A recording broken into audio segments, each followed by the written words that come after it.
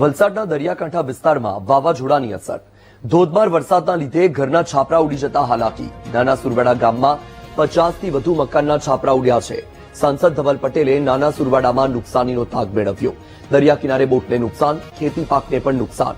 ટૂંક સમયમાં અસરગ્રસ્તોને નુકસાનીનું વળતર આપવા સાંસદનું સૂચન છે. હજુ ભારેથી અતિભારે વરસાદની આગાહીના પગલે તંત્ર પણ એલર્ટ મોડમાં છે.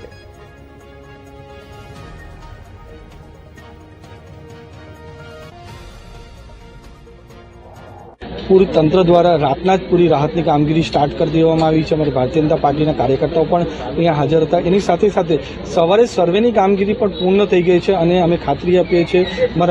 અમારા પ્રાંત અધિકારી પણ અહીંયા હાજર છે. એમણે મને ખાતરી આપી છે કે આવનારા 4 થી 5 દિવસની અંદર એમને રકમ ચૂકવાઈ જશે એની બાંહેધરી આપી છે. પણ સાથે મેં એમને સૂચન કર્યું છે કે તરત જ આજે ફૂડ કિટ અને મેડિકલ કિટનું પણ વિતરણ કરવામાં આવે તાકી જે નાના બાળકો છે, વૃદ્ધ છે, મહિલાઓ છે.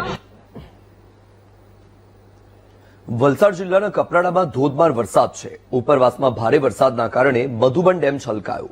મધુબન ડેમમાં 1.78 લાખ ક્યુસેક પાણીની આવક નોંધાઈ. મધુબન ડેમના તમામ 10 દરવાજા ખોલવામાં આવ્યા છે. ડેમમાંથી 1.68 લાખ ક્યુસેક પાણી દમણગંગા નદીમાં છોડાયું. તો આ દ્રશ્ય તમારી ટીવી સ્ક્રીન પર મધુબન ડેમના 10 દરવાજા ખોલવામાં આવ્યા છે કારણ કે સતત વરસાદી માહોલ છે. નવા નીરની આવક યથાવત છે. દમણગંગા નદીમાં પાણી છોડાયું. વધુ માહિતી મેળવીએ સંવાદદાતા માનવ છે ફોનલાઈન પર. માનવ, ભારે વરસાદ, મધુબન ડેમ પણ છલકાયો, શું પરિસ્થિતિ? આપણે જણાવવાનું કે વલસાડ જિલ્લામાં રાતથી જ ભારે વરસાદ વરસી રહ્યો છે અને સૌથી વધુ વરસાદ કપરાડા અને જે ઉપરવાસમાં વધારે પડ્યો છે. મધુબન ડેમના જે ઉપરવાસ છે મહારાષ્ટ્રમાં પણ સારો વરસાદ છે. 7 ઇંચથી પણ વધારે વરસાદ પડ્યો છે. તેના કારણે મધુબન ડેમમાં 1.5 લાખ ક્યુસેક પાણીની આવક થઈ રહી છે અને જે રૂલ લેવલ જાળવવું ખૂબ જરૂરી છે કારણ કે જે મધુબન ડેમ થી દમણના દરિયાનું અંતર ખૂબ જ નજીક છે. તેથી તેનું રૂલ લેવલ ફરજિયાતપણે સાફ નજર રાખવામાં આવે છે અને એના જ કારણે 1.5 લાખ ક્યુસેક જેટલું પાણી અત્યારે દમણ ગંગા નદીમાં છોડવામાં આવી રહ્યું છે અને તબક્કાવાર આ પાણી છોડાશે. આ જે મધુબન ડેમની જે કેપેસિટી છે એ 2.5 લાખ ક્યુસેક સુધીની છે. એટલે ખાસ કરીને જે આજુબાજુના જે ગામડાઓ છે 25-20 જેટલા જે ગામ આવે છે, સાલવાસ, વાપી અને દમણના, એવા તેઓને તમામને નદી કિનારે ન જવાની સૂચના આપવામાં આવી છે. બદલ આભાર.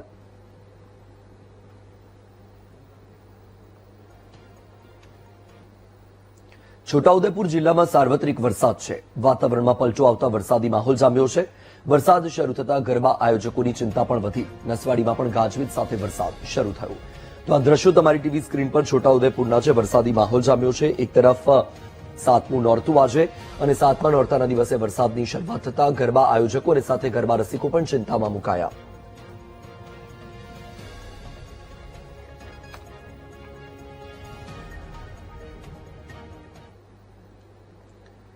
છોટાઉદેપુરમાં વરસાદે ખેલૈયાઓની મજા બગાડી છે. નસવાડી, સંખેડા, બોડેલી, કમાટમાં વરસાદી માહોલ જામ્યો.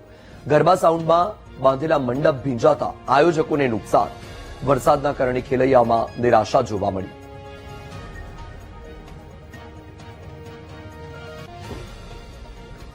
તો આ દ્રશ્ય તમારી ટીવી સ્ક્રીન પર છે. છોટાઉદેપુરમાં વરસાદી માહોલ જામ્યો છે અને વરસાદના પગલે ગરબા આયોજકો અને ગરબા રસિકો ચિંતામાં મુકાયા છે કારણ કે નસવાડી, સંખેડા, બોડેલી, કમાટ આ તમામ જે વિસ્તાર છે ત્યાં વરસાદી માહોલ છે. વરસાદ પડી રહ્યો છે અને તેના કારણે ગરબા ગ્રાઉન્ડમાં જે મંડપ બાંધેલા હતા એ મંડપ પણ ભીંજાઈ ગયા છે. એના કારણે આયોજકોને પણ નુકસાન થયું છે.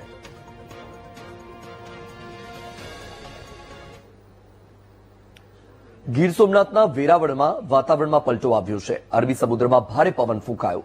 વેરાવળ બંદરે લગાવાયું છે 3 નંબરનું સિગ્નલ. દરિયામાં ભારે કરંટ હોવાથી માછીમારોને દરિયો ન ખેડવાની પણ સૂચના અપાઈ છે. સૌરાષ્ટ્ર સહિત અનેક બંદરો પર માછીમારોને એલર્ટ કરાયા.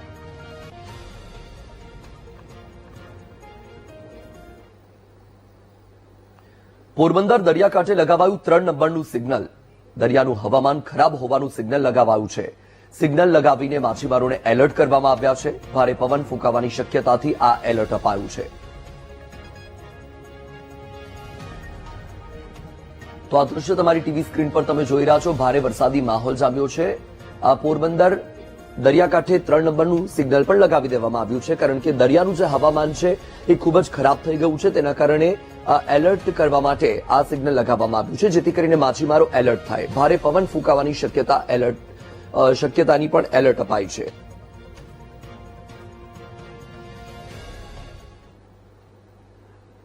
અરવલ્લી જિલ્લામાં પણ વરસાદી માહોલ જામ્યો છે. માલપુરમાં ભારે પવન સાથે વરસાદ શરૂ થયો. સજ્જનપુરા કંપા વિસ્તારમાં વરસાદ પડ્યો છે. ગાજવીજ સાથે વરસાદ શરૂ થતા ખેડૂતોની ચિંતા વધી. તૈયાર મકાઈના પાકમાં નુકસાન જવાની ખેડૂતોને ભીતિ છે.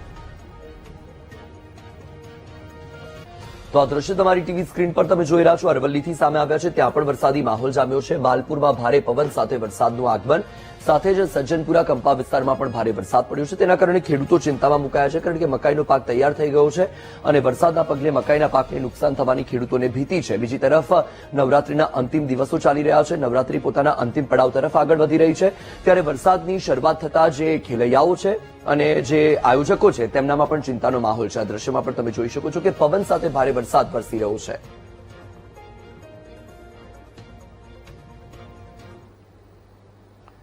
વાત સાબરકાંઠાની, તો સાબરકાંઠાના ઈડર અને હિંમતનગરમાં પણ વરસાદી માહોલ જામ્યો છે. ગરબાના આયોજનમાં વરસાદ વિઘ્ન બન્યો.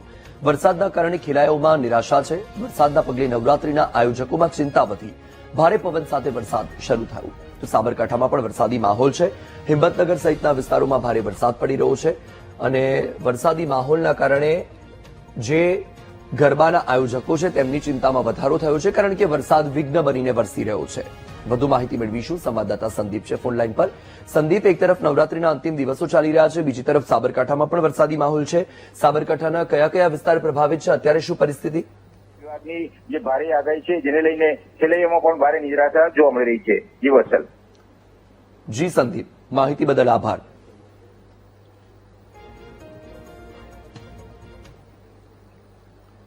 નવસારીમાં પડેલા વરસાદથી ચીખલી તાલુકામાં વ્યાપક નુકસાન. મકાનો, દુકાનો, ખેતર સહિત બાગાયતી પાકમાં નુકસાન થયું. નુકસાનના સર્વે માટે ખેતીવાડી વિભાગે 60 ટીમો બનાવી. 60 ટીમોએ ચીખલીમાં સર્વેની કામગીરી શરૂ કરી છે. હાલ પ્રાઇમરી સર્વેની કામગીરી ચાલુ છે. ખેતીવાડી અધિકારીનું આ નિવેદન છે. 15 ગામમાં 60 થી 70% જેટલું નુકસાન થયું હોવાનું પણ અધિકારીએ જણાવ્યું છે.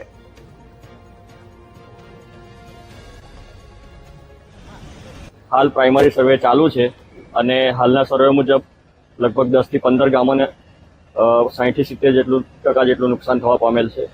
અને ટોટલ અમારા તાલુકાના 25 ગ્રામસેવકો ઉપરાંત નજીકના તાલુકાના થઈને ટોટલ 60 થી 70 જેટલા ગ્રામસેવકો હાલ ફિલ્ડમાં છે. એ છે બાગાયત અધિકારી અને એમના સ્ટાફ પણ ટીમમાં છે. અને 1-2 દિવસ જેટલો પ્રાઇમરી સર્વે કરવામાં સમય લાગે, ત્યારબાદ આ રિપોર્ટ મોકલવામાં આવશે ગાંધીનગર કચેરી ખાતે અને ત્યારબાદ ત્યાંથી મંજૂરી મળ્યાથી ડિટેલ સર્વે હાથ ધરવામાં આવશે.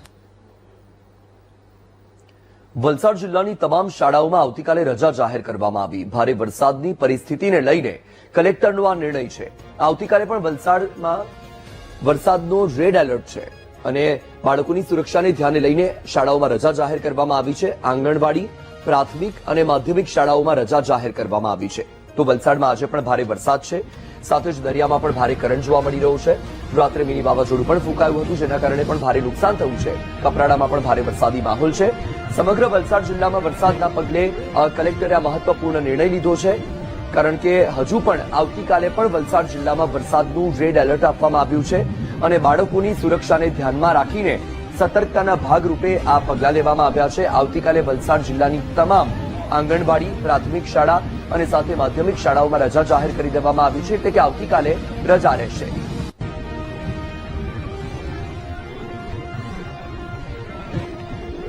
વધુ માહિતી મેળવીશું. સંવાદદાતા માનવ છે ફોન લાઈન પર. માનવ, વલસાડમાં ભારે વરસાદ છે, આવતીકાલે પણ રેડ એલર્ટ આપવામાં આવ્યું છે, સાથે શાળા અને કોલેજોમાં પણ રજા જાહેર કરી દેવામાં આવી છે. શું અપડેટ? અત્યારે શું પરિસ્થિતિ છે? હેલો. જી માનવ. જી, આપને જણાવવાનું કે વલસાડ જિલ્લામાં જે રીતે હવામાન વિભાગે રેડ એલર્ટ જાહેર કર્યું હતું તેને લઈને ગઈકાલ રાતથી જ ભારે વરસાદ શરૂ થયો હતો. તમામ તાલુકાઓમાં નોંધપાત્ર વરસાદ થયો હતો અને તેને જ લઈને વહીવટીતંત્ર એલર્ટ મોડ ઉપર જોવા મળી રહ્યું છે. અને આવતીકાલે તમામ જે શાળાઓ છે, આંગણવાડી છે, પ્રાથમિક શાળા હોય, માધ્યમિક શાળા, તમામ શાળાઓમાં રજા જાહેર કરવામાં આવી છે, કારણ કે હજી આવતીકાલે પણ રેડ એલર્ટ છે. આ જણાવવાનું કે વલસાડના જે કપરાડામાં જે 7 ઇંચથી વધારે વરસાદ પડ્યો છે, તો બાકીના જે વાપી, પારડી એ વિસ્તારોમાં પણ 3 થી 4 ઇંચ જેટલો વરસાદ પડ્યો છે. એટલે કે તમામ તાલુકાઓમાં ભારે વરસાદ હોવાના કારણે જે શાળાઓ છે, સ્કૂલો છે, તેમાં રજા જાહેર કરવામાં આવી છે. કારણ કે ખાસ કરીને જે અંતરિયાળ વિસ્તાર હોય છે તે શાળાઓની વચ્ચે ઘણીવાર કોઝવે આવી જતા હોય છે અને વિદ્યાર્થીઓ આ રીતે જોખમી રીતે જ્યારે શાળાએ જતા હોય છે ત્યારે મોટા અકસ્માતમાં થઈ શકતા હોય છે. તેથી તંત્રએ તકેદારી લેતા આવતીકાલે તમામ શાળાઓ અને આંગણવાડી તેમજ માધ્યમિક, ઉચ્ચતર માધ્યમિકની રજા જાહેર કરવામાં આવી છે. જી બિલકુલ, માહિતી બદલ આભાર માનવ.